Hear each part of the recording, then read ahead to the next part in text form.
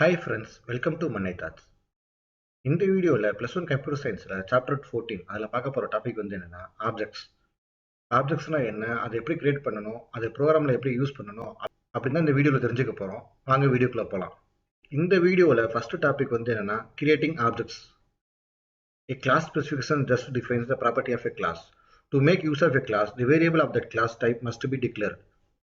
The class variable are called objects. Objects are also called as instance of class. கிளாஸை define பண்ணுறப்ப அந்த கிளாஸ்குள்ளே வந்து என்ன இருக்குது, எந்த வேரியபிள் இருக்குது அப்படின்னு ஒரு டிஃபைன் தான் பண்ணணும். ஸோ அந்த கிளாஸை வந்து நம்ம முழுமையாக யூஸ் பண்ணணும் அப்படின்னு பார்த்தீங்கன்னா அந்த கிளாஸ்க்கு வந்து நீங்கள் ஆப்ஜெக்ட் கிரியேட் பண்ணணும். கிளாஸுங்கிறது வேறு ஒன்றும் இல்லை, அது ஒரு user define data type. So அந்த யூசர் டிஃபைன் டேட்டா டைப் வந்து நீங்கள் முழுசாக யூஸ் பண்ணணும் அப்படின்னு பார்த்தீங்கன்னா அந்த யூசர் டிஃபைன் டேட்டா டைப்புக்கு வந்து ஒரு வேரியபிளை கிரியேட் பண்ணணும். அந்த வேரியபிள்னா நம்ம ஆப்ஜெக்ட் அப்படின்னு சொல்கிறோம். அந்த வேரியபிளுக்கு வந்து இன்னொரு பேர் இருக்குது, அது என்னென்னா இன்ஸ்டன்ஸ் ஆஃப் கிளாஸ் அப்படின்னு சொல்கிறாங்க. அந்த கிளாஸோட இன்ஸ்டன்ஸ் அப்படின்னு சொல்கிறாங்க. இங்கே ஒரு எக்ஸாம்பிள் கொடுத்துருக்காங்க. ஸ்டூடெண்ட் அப்படிங்கிறது கிளாஸு, எஸ் அப்படிங்கிறது ஆப்ஜெக்ட் நேமு. இந்த above statement s is instance of class student. இந்த ஸ்டூடெண்ட்ங்கிறது கிளாஸ் நேமு, எஸ்ங்கிறது ஆப்ஜெக்ட் அப்படின்னு சொல்லலாம், இல்லை இன்ஸ்டன்ஸ் அப்படின்னு சொல்லலாம். Object can be created in 2 methods. Global object, second வந்து லோக்கல் ஆப்ஜெக்ட். குளோபல் ஆப்ஜெக்ட் அப்படின்னா என்ன அப்படின்னு தான் பார்க்க போகிறோம். Global object, if the object is declared outside all the function bodies or by placing their names immediately after closing braces of the class declaration. So நம்ம object create பண்ண போகிறோம். அந்த ஆப்ஜெக்ட் கிரியேட் பண்ணுறது வந்து எல்லா விதமான ஃபங்க்ஷன் பாடிக்கும் வெளியே இருந்துச்சு அப்படின்னாலோ, இல்லைன்னா கிளாஸை வந்து டிஃபைன் பண்ணுறோம்ல, அந்த டிஃபைன் பண்ணுறப்ப ப்ராக்கெட்டை க்ளோஸ் பண்ணி செமிகுலன் வரும்ல, அதுக்கப்புறம் ஒரு நேம் கொடுத்துருந்தாலோ அந்த ஆப்ஜெக்ட் வந்து பேர் என்னென்னா குளோபல் ஆப்ஜெக்ட் அப்படின்னு சொல்கிறாங்க. This object can be used by any function in the program. Global object வந்து ப்ரோக்ராமில் எந்த ஏரியாவில் வேணுமாலும் எந்த ஃபங்க்ஷனுக்கு வேணுமாலும் யூஸ் பண்ணிக்கலாம். செகண்ட் மெத்தட் வந்து என்னென்னா local object. If an object is declared within the function, then it's called local object. It cannot be accessed from the outside the function. ஒரு கிளாஸ்க்கு வந்து நீங்கள் ஒரு ஆப்ஜெக்ட் கிரியேட் பண்ணுறீங்க, அதாவது ஒரு யூசர் டிஃபைன் டேட்டா டைப்புக்கு வந்து நீங்கள் ஒரு வேரியபிள் கிரியேட் பண்ணுறீங்க. அந்த வேரியபிள் கிரியேட் பண்ணுறது வந்து ஒரு ஃபங்க்ஷன் டிஃபரன்ஸ்குள்ளே, ஒரு ஃபங்க்ஷன் டிக்ளரேஷனுக்குள்ளே இருந்துச்சு அப்படின்னீங்கன்னா அந்த ஃபங்க்ஷனுக்குள்ளார மட்டும்தான் அந்த ஆப்ஜெக்டை யூஸ் பண்ண முடியும். ஸோ அப்படி கிரியேட் பண்ணுற ஆப்ஜெக்ட்டுக்கு வந்து பேர் என்னென்னா லோக்கல் ஆப்ஜெக்ட். லோக்கல் ஆப்ஜெக்டையும் குளோபல் ஆப்ஜெக்டையும் எக்ஸ்பிளைன் பண்ணுறதுக்கு வந்து ஒரு ப்ரோக்ராம் கொடுத்துருக்காங்க. Hash include IO stream, hash include conio using name space standard. இந்த ப்ரோக்ராமில் ஐஓ ஸ்ட்ரீம் அப்படிங்கிற ஹெடர் ஃபைல் எதுக்கு யூஸ் பண்ணியிருக்கோம்னா, இந்த ப்ரோக்ராம் வந்து சிஅவுட் சிஇன் அது மாதிரி ஃபங்க்ஷன்லாம் யூஸ் பண்ணியிருக்கிறோம். ஸோ அந்த ஃபங்க்ஷனுக்கான ஃபைல் ப்ரோக்ராம்லாம் வந்து ஐஓ ஸ்ட்ரீம் அப்படிங்கிற ஹெடர் ஃபைலில் தான் இருக்குது. அதுக்காக ஐஓ ஸ்ட்ரீம் அப்படிங்கிற ஹெடர் ஃபைலை வந்து இன்க்ளூட் பண்ணிக்கிறோம். So using name space standard அப்படிங்கிறது ஒரு பொதுவான லைன், நீங்கள் எல்லா ப்ரோக்ராம்லையும் நீங்கள் கண்ணை மூடிட்டு எழுதிடலாம். அதுக்கப்புறம் கிளாஸ் டிஃபைன் பண்ணியிருக்காங்க. கிளாஸ் அப்படிங்கிறது கீவேர்ட், ஆட் அப்படிங்கிறது யூசர் டிஃபைன் நேம், அதாவது இந்த கிளாஸோட name, open braces, int a b. இங்கே வந்து எந்த விதமான அக்சஸ் ஸ்பெசிஃபைரி மென்ஷன் பண்ணல, ஸோ அதனால் அது ப்ரைவேட்டாக கன்சிடர் பண்ணிக்கும். ஸோ இந்த இன்ட்டு ஏபி அப்படிங்கிறது வந்து ப்ரைவேட்டாக கன்சிடர் பண்ணிக்கும். ஏபி அப்படிங்கிறது வேரியபிள், ஸோ அதோட டேட்டா டைப் வந்து இன்டீஜர். அதுக்கப்புறம் வந்து பப்ளிக் அப்படிங்கிற அக்சஸ் ஸ்பெசிஃபையரை யூஸ் பண்ணியிருக்காங்க. அதுக்குள்ளார வந்து இன்ட்டு சம் அப்படின்னு ஒரு வேரியபிள் டிக்ளேர் பண்ணியிருக்காங்க. சம் அப்படிங்கிறது வேரியபிள் நேம், அதோட டேட்டா டைப் வந்து இன்டீஜர். பப்ளிக் அப்படிங்கிற அக்சஸ் ஸ்பெசிஃபைக்குள்ளாரையே வாய்ட் கெட் டேட்டா அப்படின்னு ஒரு ஃபங்க்ஷனை டிக்ளேர் பண்ணியிருக்காங்க. எந்த விதமான ஆர்குமெண்ட்டும் பாஸ் பண்ணல, ஃபங்க்ஷனை டிஃபைன் பண்ணியிருக்காங்க. Open bracket, a equal to 5, b equal to 10, sum equal to a plus b. இந்த ஃபங்க்ஷன் ஓப்பன் பண்ணதை வந்து ஃபங்க்ஷன் க்ளோஸ் பண்ணிட்டாங்க. இங்கே ஓப்பன் பண்ண கிளாஸை வந்து இங்கே க்ளோஸ் பண்ணிட்டாங்க. கிளாஸ் டிக்ளரேஷன் வந்து க்ளோஸ் பண்ணதுக்கு அப்புறம் இமீடியட்டாக வந்து ஒரு ஆப்ஜெக்ட் கிரியேட் பண்ணியிருக்காங்க. ஸோ இந்த ஆப்ஜெக்ட்டுக்கு வந்து பேர் வந்து என்னென்னா குளோபல் ஆப்ஜெக்ட் அப்படின்னு அர்த்தம். அதுக்கப்புறம் இந்த கிளாஸ் நேமை யூஸ் பண்ணி, அதாவது யூசர் டிஃபைன் நேமை யூஸ் பண்ணி இன்னொரு ஆப்ஜெக்ட் கிரியேட் பண்ணியிருக்காங்க. இதுக்கும் வந்து குளோபல் ஆப்ஜெக்ட் அப்படின்னு அர்த்தம். இந்த A1 அப்படிங்கிறது கிளாஸ் டிக்ளரேஷனுக்கு அப்புறம் இமீடியட்டாக கிரியேட் பண்ணியிருக்காங்க. ஸோ அதனால் அது குளோபல் ஆப்ஜெக்ட். இந்த A2 அப்படிங்கிறது வந்து எந்த விதமான ஃபங்க்ஷன் பாடிக்கும் இடையில வந்து இல்லை, ஸோ அது எல்லா விதமான ஃபங்க்ஷன் பாடிக்கும் வெளியே இருக்குது, அதனால அதுவும் குளோபல் ஆப்ஜெக்ட். அதுக்கப்புறம் மெயின் ஃபங்க்ஷனை டிக்ளேர் பண்ணியிருக்காங்க. இன்ட்டு மெயின், மெயின் அப்படிங்கிறது கீவேர்டு, இன்ட்டு அப்படிங்கிறது அந்த ஃபங்க்ஷன் ரிட்டர்ன் பண்ணுற டேட்டா டைப். மெயின் ஃபங்க்ஷனை ஓப்பன் பண்ணியிருக்காங்க. ஆடுங்கிற கிளாஸை கால் பண்ணியிருக்காங்க. அதை யூஸ் பண்ணி A3 அப்படின்னு ஒரு ஆப்ஜெக்ட் கிரியேட் பண்ணியிருக்காங்க. ஸோ இந்த ஆப்ஜெக்ட் வந்து மெயின்கிற ஃபங்க்ஷனுக்குள்ளார இருக்குது, அதனால இது வந்து லோக்கல் ஆப்ஜெக்ட். இந்த A1 A2 வந்து இந்த ப்ரோக்ராமில் எந்த மொழியில் வேணுமா நீங்கள் யூஸ் பண்ணிக்கலாம். பட் இந்த A3 வந்து நீங்கள் மெயின்கிற ஃபங்க்ஷனில் மட்டும் தான் யூஸ் பண்ண முடியும். மெயின்கிற ஃபங்க்ஷனில் அதை டிக்ளேர் பண்ணியிருக்கனால மெயின்கிற ஃபங்க்ஷனில் மட்டும் தான் யூஸ் பண்ண முடியும். A1 அப்படிங்கிற ஆப்ஜெக்டை யூஸ் பண்ணி கெட் டேட்டா அப்படிங்கிற ஃபங்க்ஷனை வந்து கால் பண்ணியிருக்காங்க. எப்போ A1 டாட் கெட் டேட்டா அப்படிங்கிற லைனை வந்து கம்பைலர் ரீட் பண்ணுதோ, கம்பைலர் எங்கே இருந்து இங்கே ஜம்ப் ஆகிடும். இங்கே ஜம்ப் ஆகிட்டு அதுக்கப்புறம் இந்த ஃபங்க்ஷனை வந்து எக்ஸிக்யூட் பண்ண ஸ்டார்ட் பண்ணும். ஏங்கிற இடத்துல வந்து 5 அசைன் பண்ணியிருக்காங்க, பிங்கிற இடத்துல வந்து 10 அசைன் பண்ணியிருக்காங்க, சம்முங்கிற இடத்துல வந்து ரெண்டையும் ஆட் பண்ணி ஸ்டோர் பண்ணியிருக்காங்க. அதுக்கப்புறம் A2 டாட் கெட் டேட்டா, A2ங்கிற ஆப்ஜெக்டை யூஸ் பண்ணி கெட் டேட்டா அப்படிங்கிற ஃபங்க்ஷனை கால் பண்ணியிருக்காங்க. எப்போ A2 டாட் கெட் டேட்டா அப்படிங்கிற ஒரு லைனை வந்து கம்பைலர் ரீட் பண்ணுதோ, கண்ட்ரோலர் வந்து இங்கேருந்து இங்கே ஜம்ப் ஆகிடும். ஸோ அதே தான் A equal to 5, B equal to 10, sum equal to A plus B. So ஏவும் பியும் ஆட் பண்ணி சம்மில் ஸ்டோர் பண்ணியிருக்காங்க. அதுக்கப்புறம் A3 அப்படிங்கிற ஆப்ஜெக்டை யூஸ் பண்ணி கெட் டேட்டா அப்படிங்கிற ஃபங்க்ஷனை கால் பண்ணியிருக்காங்க. எப்போ கம்பைலர் வந்து இந்த லைனை ரீட் பண்ணுதோ, கண்ட்ரோல் இங்கே இருந்து கெட் டேட்டா அப்படிங்கிற ஃபங்க்ஷனுக்கு வந்து ஜம்ப் ஆகிடும். கெட் டேட்டா அப்படிங்கிற ஃபங்க்ஷனில் வந்து என்னன்னா ஏக்கு வந்து வேல்யூ 5 அசைன் பண்ணியிருக்காங்க, பிக்கு வந்து வேல்யூ வந்து 10 அசைன் பண்ணியிருக்காங்க, ஏவும் பியும் ஆட் பண்ணி சம்முங்கிற வேரியபிளில் ஸ்டோர் பண்ண சொல்லியிருக்காங்க. அடுத்த லைன் வந்து என்ன கொடுத்துருக்காங்கன்னா cout A1 அப்படிங்கிற ஆப்ஜெக்ட்ல வந்து சம்முங்கிற வேரியபிள் ஸ்டோர் இருக்க வேல்யூ வந்து பிரிண்ட் பண்ண சொல்லியிருக்காங்க. அதுக்கு அடுத்த லைன் வந்து என்ன கொடுத்துருக்காங்கன்னா A2 அப்படிங்கிற ஆப்ஜெக்ட்ல வந்து சம் அப்படிங்கிற வேரியபிள் ஸ்டோர் இருக்க வேல்யூ வந்து பிரிண்ட் பண்ண சொல்லியிருக்காங்க. அதுக்கு அடுத்த லைன் வந்து A3 அப்படிங்கிற ஆப்ஜெக்ட்ல வந்து சம் அப்படிங்கிற வேரியபிள் ஸ்டோர் இருக்க வேல்யூ பிரிண்ட் பண்ண சொல்லியிருக்காங்க. ரிட்டர்ன் 0 ஓப்பன் பண்ண மெயின் ஃபங்க்ஷனை வந்து க்ளோஸ் பண்ணிட்டாங்க. இந்த ப்ரோக்ராமுக்கு அவுட்புட் எப்படி வரும்னு பார்த்தீங்கன்னா A1 அப்படிங்கிற ஆப்ஜெக்ட்ல ஸ்டோர் இருக்க வேல்யூ வந்து என்னன்னா 15, A2 அப்படிங்கிற ஆப்ஜெக்ட்ல வந்து சம் அப்படிங்கிற வேரியபிள் ஸ்டோர் இருக்க வேல்யூ வந்து என்னன்னா 15, A3 அப்படிங்கிற ஆப்ஜெக்ட்ல வந்து சம் அப்படிங்கிற வேரியபிள் ஸ்டோர் இருக்க வேல்யூ வந்து என்னன்னா 15. இப்படி பிரிண்ட் பண்ண சொல்றப்ப நியூ லைன்ல பிரிண்ட் பண்ணணும் இல்ல கேப் விடணும் அப்படி எதுவுமே சொல்லல, அதனால கண்டினியூஸா அவுட்புட் பிரிண்ட் ஆகும். நெக்ஸ்ட் டாபிக் வந்து என்னன்னா மெமரி அலோகேஷன் ஆஃப் ஆப்ஜெக்ட்ஸ். ஒரு ஆப்ஜெக்ட் கிரியேட் பண்ணியாச்சு, அதுக்கு வந்து மெமரி எப்படி அசைன் ஆகுது அப்படின்னு இந்த டாபிக்ல எக்ஸ்பிளைன் பண்ண போறாங்க. The member functions are created and placed in the memory space only when they are defined as a part of the class specification. நீங்க கிளாஸை ஸ்பெசிஃபை பண்றப்ப அதுல மெம்பர் ஃபங்க்ஷனை டிக்ளேர் பண்ணிருந்தீங்க அப்படின்னா மட்டும்தான் மெம்பர் ஃபங்க்ஷன் கிரியேட் ஆகி அதுக்கான மெமரி ஸ்பேஸ் வந்து அலாட் ஆகும். Since all the objects belonging to that class use the same member function, no separate space is allocated for the member function when their objects are created. First ஒரு கிளாஸை define பண்ணிட்டீங்க, so அந்த கிளாஸ்க்கு வந்து object create பண்றீங்க. அப்படி create பண்ற object எல்லாமே சேம் மெம்பர் ஃபங்க்ஷன் தான் யூஸ் பண்ணுது. அப்படி கிரியேட் பண்ற ஆப்ஜெக்ட் எல்லாமே சேம் கிளாஸ் தான் சேர்ந்தது, அந்த கிளாஸ்க்குள்ள தான் மெம்பர் ஃபங்க்ஷன் இருக்குது. அதனால ஒவ்வொரு தடவை ஆப்ஜெக்ட் கிரியேட் பண்றப்பையும் அந்த மெம்பர் ஃபங்க்ஷனுக்கு வந்து எந்த விதமான மெமரி ஸ்பேஸும் அலர்ட் ஆகாது. Memory space required for the member variable are only allotted separately for each object because the member variable will hold different data values for different objects. அந்த ஆப்ஜெக்ட்டுக்கு வந்து memory variable use பண்ணியிருந்தாங்கன்னா அந்த memory வேரியபிளுக்கு மட்டும் memory space allot ஆகும். ஏன்னா ஒவ்வொரு ஆப்ஜெக்ட்ல இருக்க memory வேரியபிளும் ஒவ்வொரு வேல்யூவை ஹோல்ட் பண்ற வாய்ப்பு இருக்குது. மெமரி ஸ்பேஸ் வந்து எப்படி அலாட் ஆகுது அப்படிங்கிறதுக்கு வந்து ஒரு ப்ரோக்ராம் கொடுத்துருக்காங்க. வாங்க அந்த ப்ரோக்ராமை பார்த்துடலாம். Has include IOStream using namespace standard. So இந்த ப்ரோக்ராம்ல வந்து cout அப்படிங்கிற ஃபங்க்ஷன் யூஸ் பண்ணியிருக்காங்க. அந்த ஃபங்க்ஷனுக்கான ப்ரோக்ராம்லாம் வந்து IOStream அப்படிங்கிற ஹெடர் ஃபைலில் தான் இருக்குது. அதுக்காக IOStream அப்படிங்கிற ஹெடர் ஃபைலை வந்து இன்க்ளூட் பண்ணிக்கிறோம். யூசிங் நேம்ஸ்பேஸ் ஸ்டாண்டர்ட் அப்படிங்கிறது ஒரு காமனான லைன், எல்லா ப்ரோக்ராம்லையும் நீங்கள் கண்ணை மூடிட்டு எழுதிடலாம். அதுக்கப்புறம் கிளாஸை டிஃபைன் பண்ணியிருக்காங்க. கிளாஸ் அப்படிங்கிறது கீவேர்ட், ப்ராடக்ட் அப்படிங்கிறது வந்து கிளாஸ் நேம், அதாவது user define name, open braces, int code, quantity, float price. இது 3 பிரைவேட் டேட்டா அக்சஸ் பேரை சேர்ந்தது. Public, void assign data, void print. Open பண்ண கிளாஸை வந்து இங்கே க்ளோஸ் பண்ணுறாங்க, க்ளோஸ் பிரேசஸ், செமிகோலன். அதுக்கப்புறம் மெயின் ஃபங்க்ஷனை டிஃபைன் பண்ணியிருக்காங்க.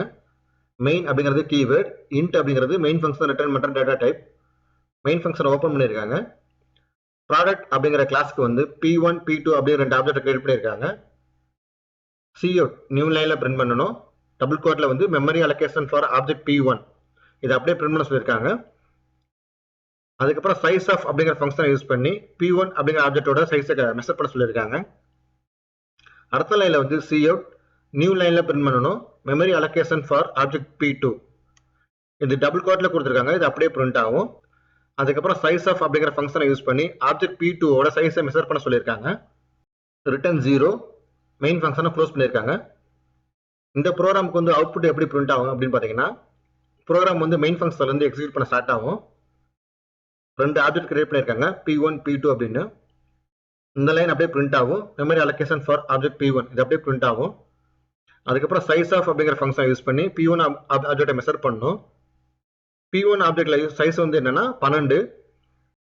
அதே மாதிரி செகண்ட் லைன் வந்து அப்படியே பிரிண்ட் ஆகும். Memory allocation for object P2 இது அப்படியே பிரிண்ட் ஆகும். அதுக்கு வந்து சைஸ் ஆஃப் அப்படிங்கிற ஃபங்க்ஷனை யூஸ் பண்ணி ஆப்ஜெக்ட் P2 மெஷர் பண்ண சொல்லியிருக்காங்க. இன்டீஜர் அப்படிங்கிற 2 டேட்டா டைப் யூஸ் பண்ணி 2 வேரியபிள் கிரியேட் பண்ணியிருக்காங்க. அதுக்கு வந்து 4 4 2 மெமரி ஸ்பேஸ் அலாட் ஆகும். அதுக்கப்புறம் ஃப்ளோட் அப்படிங்கிற டேட்டா டைப் யூஸ் பண்ணி ஒரு வேரியபிள் கிரியேட் பண்ணியிருக்காங்க. மொத்தம் 12 சைஸ் வந்து ஆட் ஆகும். ஸோ அதான் ஆன்சர் இங்கே பிரிண்ட் ஆயிடுது 12 12 அப்படின்னு. Member function assign data print belong to the common pool. In the sense, both objects P1 and P2 will have access to the code area of the common pool. இந்த object P1 P2 வந்து இந்த member function assign data print அப்படிங்கிற 2 ஃபங்க்ஷனுக்கான கோடையும் வந்து access பண்ணிக்க முடியும். ஏன்னா இது வந்து காமனான கிளாஸை யூஸ் பண்ணியிருக்குது. அதனால அது 2 மெம்பரையும் அசைன் பண்ணிக்க முடியும். The members will be allocated with the memory space only after creation of class type object. எப்போ நீங்கள் ஆப்ஜெக்ட் கிரியேட் பண்ணுறீங்களோ அதுக்கு அப்புறம் தான் மெமரி ஸ்பேஸ் வந்து அலாட் ஆகும். அதாங்க சொல்லியிருக்காங்க. ஸோ மேலே சொன்ன எக்ஸாம்பிள் வந்து 2 ஆப்ஜெக்ட் கிரியேட் பண்ணியிருக்கோம் P1 P2 அப்படின்னு. ஸோ அந்த 2 ஆப்ஜெக்ட்க்கு வந்து மெமரி ஸ்பேஸ் வந்து எப்படி அலாட் ஆகும் அப்படின்னு தான் காமிச்சிருக்காங்க. கோட் அப்படிங்கிற வேரியபிளுக்கு வந்து 4 பைட் ஆட் ஆகும். குவான்டிட்டி அப்படிங்கிற வேரியபிளுக்கு வந்து 4 பைட் ஆட் ஆகும். ப்ரைஸ் அப்படிங்கிற வேரியபிளுக்கு வந்து 4 பைட் அலாட் ஆகும். So total 12. இந்த ஆன்சர் வந்துச்சுல 12 பைட் அப்படிங்கிறது. ஸோ அது எப்படி வந்துச்சுன்னு தான் காமிச்சிருக்காங்க. அதே மாதிரி P2 அப்படிங்கிற ஆப்ஜெக்ட்டுக்கு வந்து கோட் அப்படிங்கிற வேரியபிளுக்கு வந்து 4 பைட்டு, குவான்டிட்டி அப்படிங்கிற வேரியபிளுக்கு வந்து 4 பைட்டு, பிரைஸ் அப்படிங்கிற வேரியபிளுக்கு வந்து 4 பைட்டு. டோட்டல் மொத்தம் 12 பைட்டு. அடுத்த டாபிக் வந்து ரெஃபரன்சிங் கிளாஸ் மெம்பர்ஸ். ஒரு ஆப்ஜெக்ட் கிரியேட் பண்ணியாச்சு. ஸோ அதுக்கு வந்து எப்படி மெமரி ஸ்பேஸ் அலாட் ஆகுது அப்படின்னு பார்த்தாச்சு. ஸோ அந்த ஆப்ஜெக்ட் வந்து எப்படி அக்சஸ் பண்ண போகிறோம் அப்படின்னு தான் இந்த டாபிக்ல பார்க்க போகிறோம். The members of a class are referenced by using object of the class followed by the dot operator and the name of the member. ஒரு கிளாஸ்ல இருக்க மெம்பர் ஃபங்க்ஷன் எல்லாம் வந்து எப்படி அக்சஸ் பண்றது அப்படின்னு தான் பார்க்க போறோம். அது எப்படி அக்சஸ் பண்ண போறோம்னா ஃபர்ஸ்ட் வந்து ஆப்ஜெக்ட் நேம், அதுக்கப்புறம் டாட் ஆபரேட்டர், அதுக்கப்புறம் அந்த எந்த மெம்பர் ஃபங்க்ஷன் அக்சஸ் பண்ணணுமோ அந்த மெம்பர் ஃபங்க்ஷனோட நேம். அதுக்கான சின்டாக்ஸ் தான் கொடுத்துருக்காங்க. ஆப்ஜெக்ட் நேம் டாட் ஆபரேட்டர், எந்த மெம்பர் ஃபங்க்ஷன் அக்சஸ் பண்ணணுமோ அந்த ஃபங்க்ஷனோட நேம். அந்த ஃபங்க்ஷனில் வந்து ஏதாச்சும் பாராமீட்டர் பாஸ் பண்ணியிருந்தாங்கன்னா அந்த பாராமீட்டர் லிஸ்ட் இந்த ப்ராக்கெட்ல கொடுக்கணும். சின்டாக்ஸ்க்கு வந்து ஒரு எக்ஸாம்பிள் கொடுத்துருக்காங்க. Stood dot execute. இதில் ஸ்டூட் அப்படிங்கிறது வந்து ஆப்ஜெக்ட் நேம், டாட் அப்படிங்கிறது டாட் ஆபரேட்டர், எக்ஸிக்யூட் அப்படிங்கிறது மெம்பர் ஃபங்க்ஷன். இந்த மெம்பர் ஃபங்க்ஷன் வந்து இந்த எக்ஸிக்யூட் அப்படிங்கிற மெம்பர் ஃபங்க்ஷனை வந்து எப்படி அக்சஸ் பண்ணுறது அப்படின்னு தான் சொல்லியிருக்காங்க. அதுக்கான எக்ஸாம்பிள் தான் கொடுத்துருக்காங்க. ஒரு ப்ரோக்ராம் கொடுத்துருக்காங்க எப்படி மெம்பர் ஃபங்க்ஷனை வந்து கம்யூனிகேட் பண்ணுறது அப்படின்னு. அந்த ப்ரோக்ராமை பார்த்துடலாம். Has include IO stream using name space standard அப்படிங்கிறது வந்து ஒரு காமனான லைன். நீங்கள் எல்லா ப்ரோக்ராம்லையும் நீங்கள் கண்ணை மூடிட்டு எழுதிடலாம். அதுக்கப்புறம் கிளாஸ் டிஃபைன் பண்ணியிருக்காங்க. கிளாஸ் அப்படிங்கிறது கீவேர்ட், கம்ப்யூட் அப்படிங்கிறது வந்து class name, open braces, int n1 n2, private by default. இந்த 2 வேரியபிளும் வந்து பிரைவேட், டிஃபால்ட்டாக வந்து பிரைவேட்டு. அதுக்கப்புறம் பப்ளிக் அப்படிங்கிற அக்சஸ் ஸ்பெசிஃபையரை மென்ஷன் பண்ணியிருக்காங்க. ஸோ அதுக்குள்ளார வந்து இன்ட் n அப்படிங்கிற வேரியபிள் கிரியேட் பண்ணியிருக்காங்க. n அப்படிங்கிறது வேரியபிள், இன்ட் அப்படிங்கிறது அதோட டேட்டா டைப். அதுக்குள்ளார வந்து இன்ட் ஆட் அப்படிங்கிற ஃபங்க்ஷன் டிக்ளேர் பண்ணியிருக்காங்க. ஸோ அந்த ஃபங்க்ஷனுக்கு வந்து 2 ஆர்குமெண்ட் பாஸ் பண்ணியிருக்காங்க, இன்ட் ஏ இன்ட் பி அப்படின்னு. இது வந்து கிளாஸ்குள்ளாரே இருக்கனால இது வந்து inline function. Open braces int c அப்படின்னு புது வேரியபிள் கிரியேட் பண்ணியிருக்காங்க. சி அப்படிங்கிறது வேரியபிள் நேம், அதோட டேட்டா டைப் வந்து இன்டீஜர். இதுக்கு வந்து இந்த ஆர்குமெண்ட்ல பாஸ் பண்ணியிருக்க 2 வேல்யூவும் ஆட் பண்ணி சி அப்படிங்கிற வேரியபிள் வந்து ஸ்டோர் பண்ணணும் அப்படின்னு சொல்லியிருக்காங்க. இந்த ஃபங்க்ஷன் வந்து சி அப்படிங்கிற வேல்யூ வந்து ரிட்டர்ன் பண்ணுது. ஸோ ஃபங்க்ஷன் ஓப்பன் பண்ணது வந்து ஃபங்க்ஷன் க்ளோஸ் பண்ணிட்டாங்க. அதுக்கப்புறம் கிளாஸ் டெஃபினிஷனில் ஓப்பன் பண்ணி இந்த ப்ராக்கெட்டை வந்து இங்கே க்ளோஸ் பண்ணுறாங்க. 2 ஆப்ஜெக்ட் கிரியேட் பண்ணியிருக்காங்க. குளோபல் ஆப்ஜெக்ட் C1, C2 அப்படின்னு. C1 C2 அப்படிங்கிறது வந்து குளோபல் ஆப்ஜெக்ட். இது வந்து எந்த ஃபங்க்ஷன் டிக்ளரேஷனுக்குள்ளே இல்லை, அதனால வந்து குளோபல் ஆப்ஜெக்ட். அதுக்கப்புறம் மெயின் ஃபங்க்ஷன் வந்து டிஃபைன் பண்ணியிருக்காங்க. மெயின் அப்படிங்கிறது கீவேர்ட், இன்ட் அப்படிங்கிறது அந்த ஃபங்க்ஷன் ரிட்டர்ன் பண்ணுற data type. Open braces C1 அப்படிங்கிற ஆப்ஜெக்ட்ல வந்து n அப்படிங்கிற வேரியபிள்ல வந்து C1 டாட் ஆட் அப்படிங்கிற ஃபங்க்ஷன் கால் பண்ணுறாங்க. அதுக்கு வந்து ஆர்குமெண்ட் வந்து 2 பாஸ் பண்ணுறாங்க, 12, 15 அப்படின்னு. இந்த 12, 15 அப்படிங்கிற ஆர்குமெண்ட்டை பாஸ் பண்ணி ஆட் அப்படிங்கிற ஃபங்க்ஷன் வந்து கால் பண்ணுறாங்க. எப்போ கம்பைலர் வந்து இந்த லைனை ரீட் பண்ணுதோ கண்ட்ரோல் இங்கே இருந்து இங்கே ஜம்ப் ஆகிடும். இந்த ஏக்கு வந்து வேல்யூ 12 அப்படி அசைன் ஆகிடும். இந்த பிக்கு வந்து வேல்யூ வந்து 15 அப்படின்னு அசைன் ஆகிடும் இந்த பாஸ் பண்ணுற ஆர்குமெண்ட்டு. ஸோ அதுக்கப்புறம் சி அப்படிங்கிற வேரியபிளில் வந்து 12 + 15 ரெண்டையும் ஆட் பண்ணி வர ஆன்சர் வந்து சி அப்படிங்கிற வேரியபிள் வந்து ஸ்டோர் பண்ணுறாங்க. இந்த ஆட் அப்படிங்கிற ஃபங்க்ஷன் வந்து சி அப்படிங்கிற வேரியபிளில் ஸ்டோர் ஆகிற வேல்யூ வந்து ரிட்டர்ன் பண்ணணும். ஸோ ஃபர்ஸ்ட் டைம் கால் பண்ணுறப்ப சி அப்படிங்கிற வேரியபிள் ஸ்டோர் ஆகிற வேல்யூ வந்து என்னன்னா 27. இந்த ஆப்ஜெக்ட் c1.n அப்படிங்கிற வேரியபிளில் வந்து 27 அப்படின்னு வந்து ஸ்டோர் ஆகும். அதுக்கப்புறம் c2 அப்படிங்கிற ஆப்ஜெக்ட்ல வந்து n அப்படிங்கிற லொகேஷன்ல வந்து ஆட் அப்படிங்கிற ஃபங்க்ஷன் வந்து கால் பண்ணியிருக்குங்க. 8,4 அப்படிங்கிற ஆர்குமெண்ட்டை பாஸ் பண்ணி எப்போ கண்ட்ரோலர் வந்து இந்த லைனை ரீட் பண்ணுதோ கண்ட்ரோல் இங்கே இருந்து இந்த ஃபங்க்ஷன் காலுக்கு ஜம்ப் ஆகும். இப்போ வந்து ஏக்கு வந்து 8 அப்படின்னு அசைன் ஆகும், பிக்கு வந்து 4 அப்படின்னு அசைன் ஆகும். ஸோ சி அப்படிங்கிற வேரியபிளில் வந்து 8 + 4 ஆட் பண்ணி வர ஆன்சரை வந்து சி அப்படிங்கிற வேரியபிள் வந்து ஸ்டோர் பண்ணும். இந்த ஆட் அப்படிங்கிற ஃபங்க்ஷன் வந்து சி அப்படிங்கிற வேரியபிள் ஸ்டோர் ஆகிற வேல்யூ வந்து ரிட்டர்ன் பண்ணும். செகண்ட் டைம் வந்து கால் பண்ணுறப்போ இந்த ஃபங்க்ஷனில் ஸ்டோர் ஆகிற வேல்யூ வந்து என்னன்னா 12. c2.n அப்படிங்கிற லொகேஷனில் வந்து இப்போ இருக்க வேல்யூ வந்து என்னன்னா 12. நெக்ஸ்ட் லைனில் வந்து என்ன சொல்லியிருக்காங்கன்னா சி அவுட் டபுள் கோட்டில் வந்து நியூ லைனில் பிரிண்ட் பண்ணணும். சம் ஆஃப் ஆப்ஜெக்ட் 1 இது வந்து அப்படியே பிரிண்ட் பண்ண சொல்லியிருக்காங்க. c1.n அப்படிங்கிற லொகேஷனில் வந்து ஸ்டோர் ஆகிற வேல்யூ வந்து பிரிண்ட் பண்ண சொல்லியிருக்காங்க. c1.n அப்படிங்கிற ஏரியாவில் வந்து ஸ்டோர் ஆகிற வேல்யூ வந்து என்னன்னா 27, அது வந்து பிரிண்ட் பண்ணணும். அதுக்கும் அடுத்த லைனில் வந்து சி அவுட் டபுள் கோட்டில் வந்து நியூ லைனில் பிரிண்ட் பண்ணணும். சம் ஆஃப் ஆப்ஜெக்ட் 2 அப்படின்னு பிரிண்ட் பண்ண சொல்லியிருக்காங்க. இது ஏன்னா டபுள் கோட்டில் இருக்குது, இது அப்படியே பிரிண்ட் ஆகும். c2.n அப்படிங்கிற லொகேஷனில் ஸ்டோர் ஆகிற வேல்யூ வந்து பிரிண்ட் பண்ண சொல்லியிருக்காங்க. c2.n அந்த லொகேஷனில் ஸ்டோர் ஆகிற வேல்யூ வந்து என்னன்னா 12, இது அப்படியே பிரிண்ட் ஆகும். ஸோ அதுக்கப்புறம் சி அவுட் நியூ லைனில் சம் ஆஃப் 2 ஆப்ஜெக்ட்ஸ், இந்த ரெண்டு ஆப்ஜெக்ட்டையும் ஸ்டோர் ஆட் பண்ணி வர ஆன்சர் வந்து பிரிண்ட் பண்ண சொல்லியிருக்காங்க. c1.n அதையும் c2.n அதையும் ஆட் பண்ணி வர ஆன்சர் வந்து பிரிண்ட் பண்ண சொல்லியிருக்காங்க. அதுக்கப்புறம் ரிட்டர்ன் 0, மெயின் ஃபங்க்ஷன் வந்து க்ளோஸ் பண்ணியிருக்காங்க. இந்த ஃபங்க்ஷனுக்கு வந்து அவுட்புட் எப்படி பிரிண்ட் ஆகும்னா மெயின் ஃபங்க்ஷன் வந்து எக்ஸிக்யூட் பண்ண ஸ்டார்ட் ஆகும். மெயின் ஃபங்க்ஷன் வந்து சம் ஆஃப் ஆப்ஜெக்ட் 1 இது அப்படியே பிரிண்ட் ஆகும். c1.n அப்படிங்கிற லொகேஷனில் ஸ்டோர் ஆகிற வேல்யூ வந்து என்னன்னா 27. ஸோ அது 27 அப்படியே பிரிண்ட் ஆகும். அதுக்கப்புறம் செகண்ட் லைன் நியூ லைனில் பிரிண்ட் ஆகும். சம் ஆஃப் ஆப்ஜெக்ட் 2 இது வந்து நியூ லைனில் பிரிண்ட் ஆகும். c2.n அந்த லொகேஷனில் ஸ்டோர் ஆகிற வேல்யூ வந்து பிரிண்ட் பண்ண சொல்லியிருக்காங்க. அந்த லொகேஷனில் ஸ்டோர் ஆகிற வேல்யூ வந்து என்னன்னா 12, இது அப்படியே பிரிண்ட் ஆகும். தேர்ட் லைனில் வந்து சம் ஆஃப் 2 ஆப்ஜெக்ட்ஸ் ஆர் அப்படின்னு சேர்த்து பிரிண்ட் ஆகிட்டு இந்த 27 12 ஆட் பண்ணி வர ஆன்சர் வந்து பிரிண்ட் பண்ண சொல்லியிருக்காங்க. 39 அப்படின்னு பிரிண்ட் ஆகும். இந்த வீடியோ மூலியமா ஒரு கிளாஸ்க்கு ஆப்ஜெக்ட் எப்படி கிரியேட் பண்றது, கிரியேட் பண்ண ஆப்ஜெக்ட்க்கு வந்து எப்படி மெமரி ஸ்பேஸ் அலாட் ஆகுது, கிரியேட் பண்ண ஆப்ஜெக்ட் வந்து எப்படி அக்சஸ் பண்றது அப்படின்னு பார்த்தாச்சு. இந்த 3 டாபிக் உங்களுக்கு நல்லா புரிஞ்சிருக்கும் அப்படின்னு நான் நம்புறேன். இந்த வீடியோ உங்களுக்கு பிடிச்சிருந்தா லைக் பண்ணுங்க. மேலும் இது மாதிரி வீடியோ பார்க்கணுமா மறக்காம மன்னை தாட்ஸ் சேனலை சப்ஸ்கிரைப் பண்ணுங்க. யூனிட் 14ஓட முந்தைய வீடியோ லிங்க் வந்து டிஸ்கிரிப்ஷனில் கொடுக்குறேன், மறக்காம அதையும் பாருங்க. யூனிட் 14க்கு வந்து நாங்கள் 1 minute குவிஸ் ரெடி பண்ணி வச்சிருக்கிறோம், மறக்காம அதையும் ட்ரை பண்ணி பாருங்க. மேலும் இந்த வீடியோ வந்து உங்க நண்பர்கள் மற்றும் நல்ல விரும்பியோட ஷேர் பண்ணுங்க. தேங்க்யூ.